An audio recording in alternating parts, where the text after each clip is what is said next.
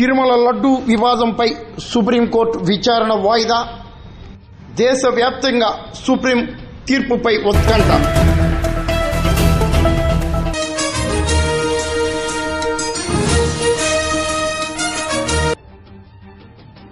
పవిత్ర తిరుమల క్షేత్రంలో లడ్డూ వివాదంపై సుప్రీంకోర్టు విచారణను వాయిదా వేసింది. తిరుమల లడ్డూలో కల్తీ నెయ్యి వివాదం విచారణను సుప్రీంకోర్టు శుక్రవారం ఉదయం 10:30 గంటలకు విచారణ చేపడతామని తెలిపింది. దేశవ్యాప్తంగా దోమరం లేపిన తిరుమల లడ్డూపై సుప్రీంకోర్టు నిర్ణయంపై ఉత్కంఠ. సిట్ దర్యాప్తా, సిబిఐ విచారణ లేక జ్యుడిషియల్ ఎంక్వైరీగా అనేది ప్రశ్నార్థకంగా మారింది.